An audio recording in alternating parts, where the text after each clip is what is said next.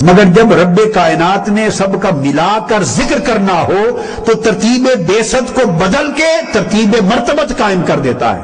جو رتبے میں سب سے اونچا ہے اس کا نام پہلے لیتا ہے. اور حالانکہ پھر اگلی بات، رتبے کی ترتیب بھی سارے پانچوں پر قائم نہیں رکھتا کہ رتبے میں دیکھیں تو ابراہیم علیہ السلام سب سے اولو العزم ہیں. ابراہیم علیہ السلام کا درجہ چونکہ ملت ابراہیمی پر ہی آقا علیہ السلام آئے ہیں تو آقا علیہ السلام کا ذکر کر دیا حسب مرتبہ حفظ مراتب میں. سب سے پہلا آپ کا ذکر کر دیا، من کا محبوب مکرم آپ سے لیا، اور اس کے بعد پھر ترتیب مراتب نہیں رکھی، پھر ترتیب بعثت لے آئے. صرف ایک سنگل نام کی خاطر ترتیب بدل دی، جب حضور کا نام لے لیا پھر ترتیب وہی برقرار کر دی.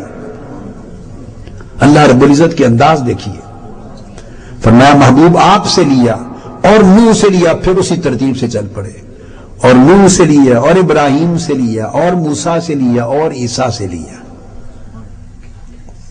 وَأَخَذْنَا مِنْهُمْ مِيثَاقًا غَلِيظًا، اور ہم نے ان سب انبیاء سے بڑا پختہ عہد لیا، عہد نبوت، میثاق نبوت.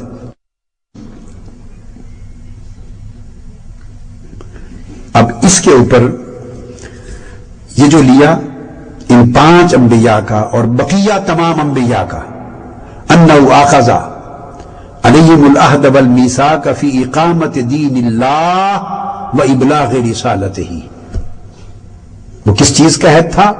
اس چیز کا عہد تھا کہ یہ تمام انبیاء جب دنیا میں مبعوث ہوں گے تو اللہ کے دین کی اقامت کریں گے، اللہ کے دین کو فروغ دیں گے، قائم کریں گے، اور اللہ کا پیغام رسالت جو لے کر دنیا میں آئیں گے وہ نسل بنی آدم تک اور اپنی اپنی اقوام تک پہنچائیں گے. یہ وہ عہد تھا جو اللہ تبارک و تعالی نے لیا. ایک اور مقام پر بھی سورہ شورى میں فرمایا وَأَوْحَيْنَا إِلَيْكَ وَمَا وَصَّيْنَا بِهِ إِبْرَاهِيمَ وَمُوسَى وَعِيسَى ان اقیموا الدین ولا تتفرقوا فیہ. ذکر نوح علیہ السلام کا چلا آ رہا تھا کہ ہم نے آپ کے لیے بھی اسی دین کو منتخب کیا اور اسی دین کو ریکمینڈ کیا، اسی دین کی نصیحت اور وصیت کی جو نوح علیہ السلام کو کی تھی نوح علیہ السلام کے ذکر میں، اور یہاں پھر آگے کر دی والذی، اور یہ وہی دین تھا. اب ایک انڈیپینڈنٹ کلاز یہاں سے آرٹیکل شروع ہو رہا ہے. یہ کون سا دین ہے جو نوح کو بھی دیا تھا؟ یہ ہے کون سا دین؟ فرمایا یہ وہی دین ہے اوحینا الیک، جو محبوب ہم نے آپ کی طرف بھی بھیجا ہے، اور جو ہم نے ابراہیم کی طرف بھی بھیجا ہے، اور جو موسیٰ کی طرف بھی بھیجا ہے، اور جو عیسیٰ کی طرف بھی بھیجا ہے. وہی پیغام ہے تاکہ اللہ کے دین کو قائم کیا جائے.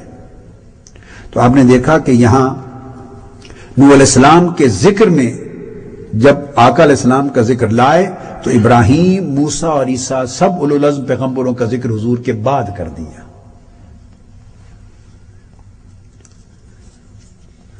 یہی ترتیب یہاں رکھی ہے. تو آقا علیہ السلام آخر الانبیاء ہونے کے باوجود ذکر میں اولہم ہے، سب سے پہلے.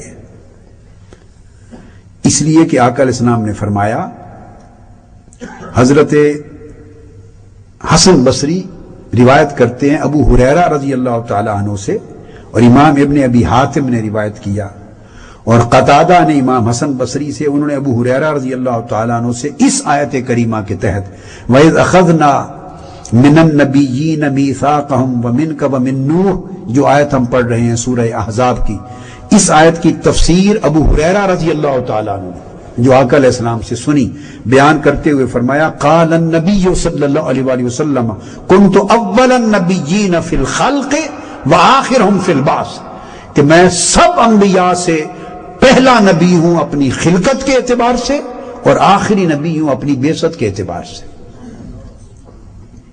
اور نبوت کا امر مجھ سے شروع ہوا اور میثاق مجھ سے شروع ہوا.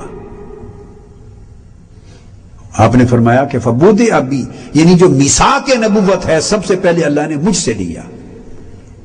بھیجنا سب سے آخر میں تھا، مگر عہد نبوت، میثاق نبوت، حلف نبوت سب سے پہلے آقا علیہ السلام سے شروع کیا.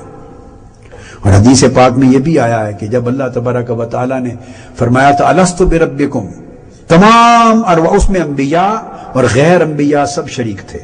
جب پوچھا کیا میں تمہارا رب نہیں ہوں، تو حدیث پاک میں آتا ہے کہ سب سے پہلے جس کی زبان سے قالو بلا، بلا کا کلمہ نکلا وہ تاجدار کائنات صلی اللہ علیہ وآلہ وسلم. اور ایک حدیث میں ہے کہ پھر جب آدم علیہ السلام کے سامنے نور محمدی کی تعظیم میں جب سجدہ ریز ہونے کے لیے تعظیمی سجدہ کا حکم دیا ملائکہ کو، تو سب سے پہلے سجدہ آدم کے لیے جس کی جبین زمین پر جھکی وہ جبرائیل امین تھے. تو جنہوں نے سب سے پہلے نور محمدی کی تعظیم میں اپنی جبین حضرت آدم کے سامنے سجدہ تعظیمی میں جھکا دی وہ جبرائیل بن گئے اور تمام ملائکہ کے امام ہو گئے. اور جس نے قالو بلا میں سب سے پہلے اپنی زبان کھولی وہ تاجدار کائنات اور خاتم الانبیاء ہوئے.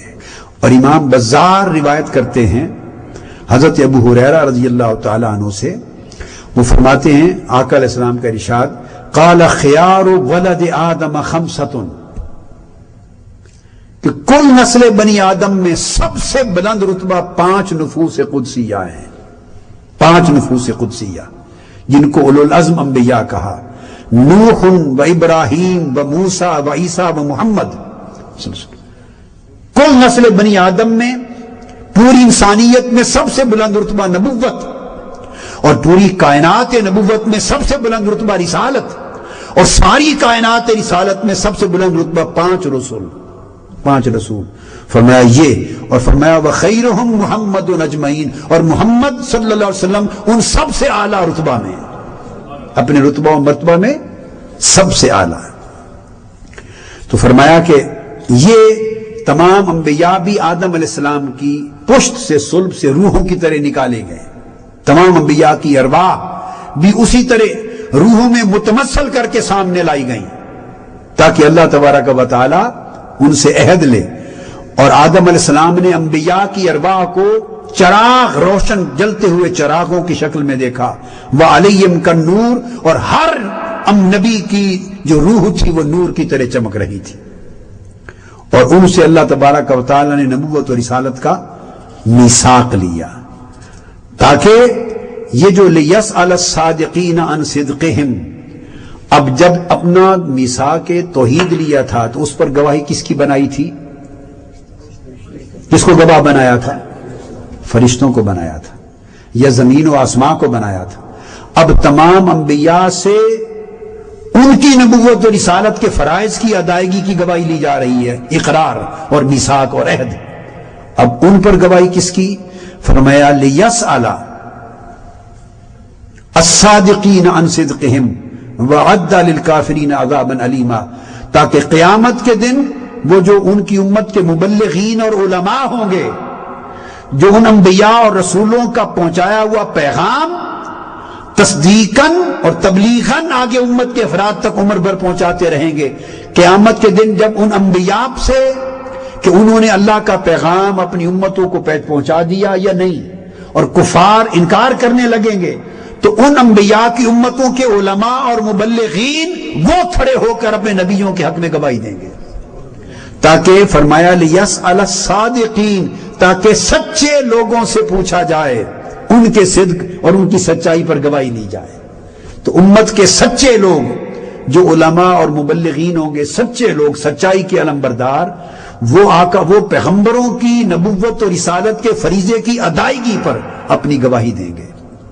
تو گویا انبیاء کے میثاق نبوت پر گواہ ان کی امت کے علماء کو بنایا، اور پوری نسل بنی آدم کی میثاق توحید پر گواہ ملائکہ کو بنایا.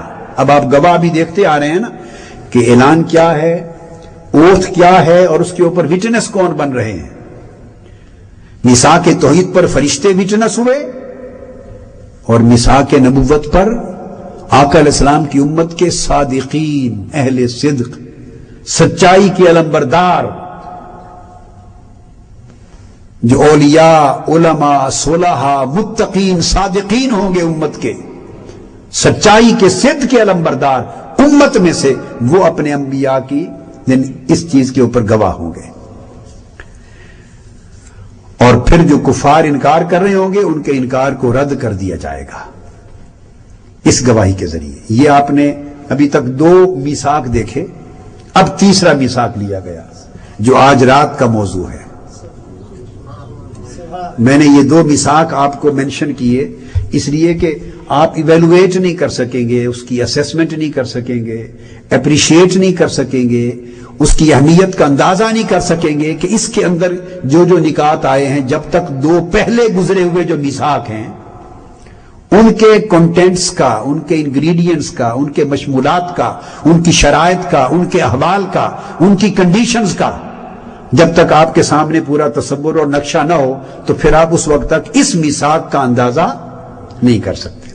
اس لیے میں نے آپ کی توجہ 2 چیزوں پر مرکوز رکھی کہ میثاق توحید اللہ نے ان تمام انسانوں سے لیا اور اس پر گواہ ملائکہ بنے، اور میثاق نبوت سب انبیاء سے لیا اور اس پر گواہ امت کے اہل صدق، اولیاء و صادقین بنے، امت کے لوگ۔